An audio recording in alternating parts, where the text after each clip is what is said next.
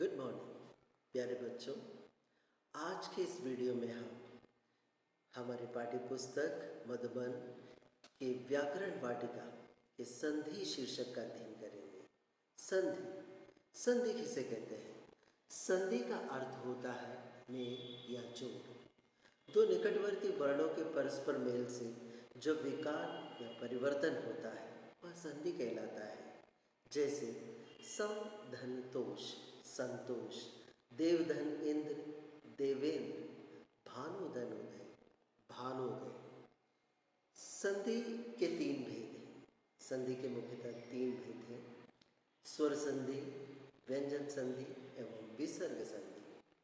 स्वर संधि स्वर संधि किसे कहते हैं? दो स्वरों के मेल से होने वाले विकार या परिवर्तन को हम स्वर संधि कहते हैं। जैसे विद्या धन आलय, विद्यालय। स्वर संधि को हम ऐसे भी समझ सकते हैं, जब दो स्वर आपस में जुड़ते हैं या दो स्वरों के मिलने से उनमें जो परिवर्तन आता है वह स्वर संधि कहलाती है। विद्याधन आलय, विद्यालय। स्वर संधि के भेद। स्वर संधि के मुख्यतः 5 भेद होते हैं: दीर्घ संधि, गुण संधि, वृद्धि संधि, यण संधि और आयादी संधि। आज की इस वीडियो में हम स्वर संधि के पहले 2 भेद दीर्घ संधि एवं गुण संधि का अध्ययन करेंगे। दीर्घ संधि। दीर्घ संधि क्या है?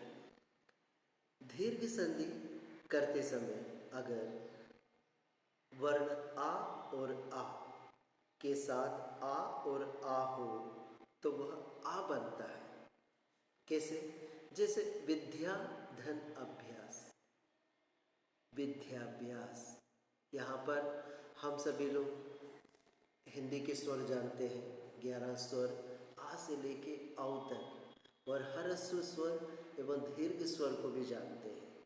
हिंदी वर्णमाला में 4 ह्रस्व स्वर हैं: आ, ई, उ एवं र। जो दीर्घ स्वर है वो है आ, ई, उ, ए, आई, ओ, औ। तो जब ह्रस्व आ और दीर्घ आ के बाद ह्रस्व आ या दीर्घ आ हो तो वह आ दीर्घ आ बनता है। यही दीर्घ संधि।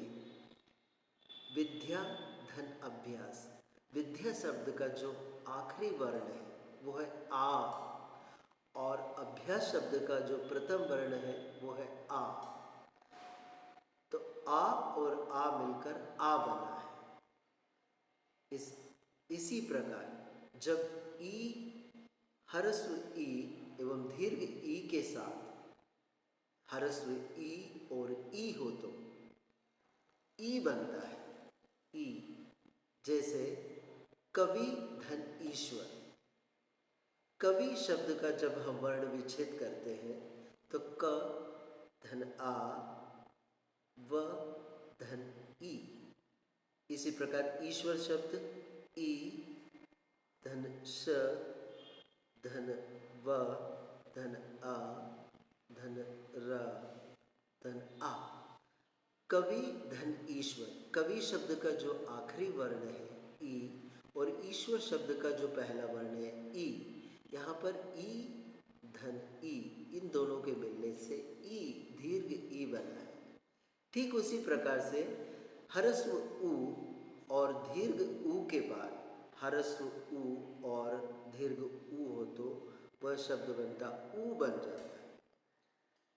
उदाहरण के लिए हम देखेंगे लघु धन उत्तम। लघु शब्द का जो आखिरी वर्ण है वो है उ, और उत्सव का जो पहला वर्ण है उ।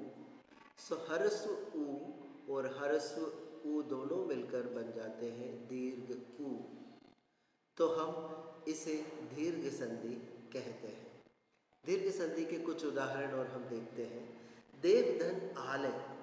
यहाँ पर देखो, देव शब्द का जो आखिरी वर्ण है वो है आ, और आलय शब्द का जो पहला वर्ण है आ और आ मिलकर आ बन गया, इसलिए देव धन आलय, देवालय। इसी प्रकार सत्य धन आग्रह। सत्य शब्द का जो आखिरी वर्ण है आ, और आग्रह शब्द का जो पहला वर्ण है वो आ और आ मिलकर दीर्घ आ बना है यहाँ पर, इसलिए सत्याग्रह। शिक्षा धन अर्थी, शिक्षार्थी। यथा धन अर्थ, यथार्थ।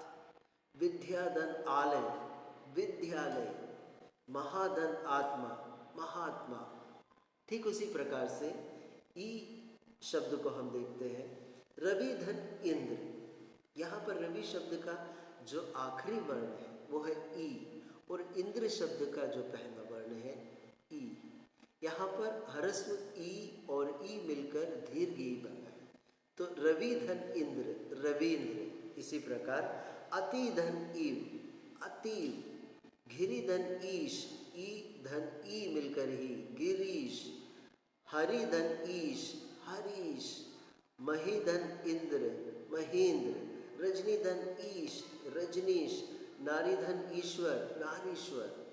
ठीक उसी प्रकार से उ।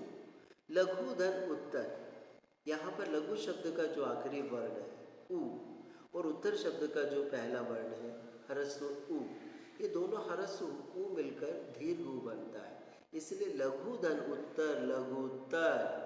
भानु धन उदय, भानुदय। लघु धन उर्मी, लघुर्मी। वधु धन उत्सव, वधुत्सव। ठीक उसी प्रकार के शब्द बन जाते हैं। दीर्घ के बाद हम सीखते हैं गुण संधि। स्वर संधि के दूसरे भेद गुण संधि। गुण संधि क्या है?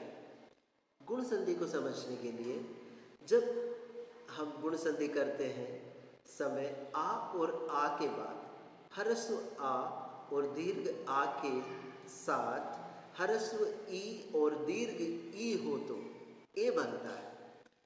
जैसे यहाँ पर ह्रस्व आ और दीर्घ आ के साथ ह्रस्व ई और दीर्घ ई आए तो ए बनता है। जैसे एक उदाहरण में हम देखते हैं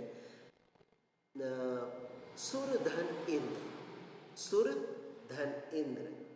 सुर शब्द का जो आखिरी वर्ण है वो है आ।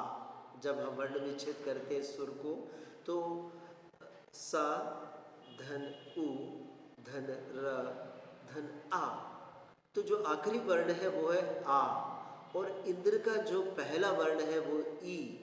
तो ह्रस्व ई के बाद ह्रस्व आ के बाद ई आए तो उससे ए बन गया। आ और आ के साथ ई और ई हो तो ए बनता है, इसलिए सुर धन इंद्र, सुरेंद्र। ठीक उसी प्रकार जब आ और आ के साथ उ और उ आए, आ और आ के साथ ह्रस्व उ और दीर्घ उ हो तो ओ बनता है, उससे क्या बनेंगे ओ। जैसे धन धन उपार्जन।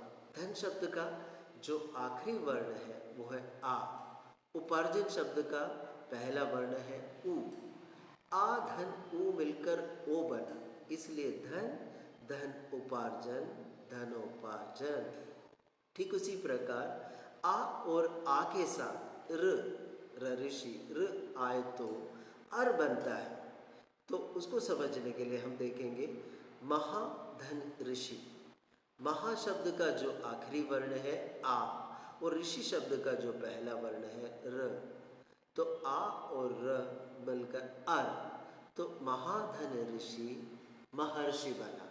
इसको और समझते हम सुर धन इंद्र, सुर धन इंद्र सुरेंद्र, आ और ई मिलकर ए बना है तो सुरेंद्र। शुभ धन इच्छा, शुभेच्छा। नर धन ईश, नरेश। परम धन ईश्वर, परमेश्वर। महाधन इंद्र, महेंद्र। यथा धन इष्ट, यथेष्ट। उमा धन ईश, उमेश। महाधन ईश, महेश। ठीक उसी प्रकार वीर धन उचित, वीरोचित। पर धन उपकार, परोपकार। जल धन उर्मी, जलोर्मी। गंगा धन उदक, गंगोदक। गंगा धन उर्मी, गंगोर्मी। ठीक उसी प्रकार से देव धन ऋषि, देखो यहाँ पर आ के बाद हरस्व र, तो आ और रा मिलकर अर बनता है। देव धन ऋषि, देवर्षि। सप्त धन ऋषि, सप्तऋषि। महाधन ईश, महेश। महाधन ऋषि, महर्षि। राजाधन ऋषि, राजर्षि। आज के इस वीडियो में हमने सीखा स्वर संधि, और स्वर संधि में हमने सीखा दीर्घ स्वर और गुण स्वर। आज हम सभी अपने पाठ्य पुस्तक से भी इसका अभ्यास करेंगे। Thank you.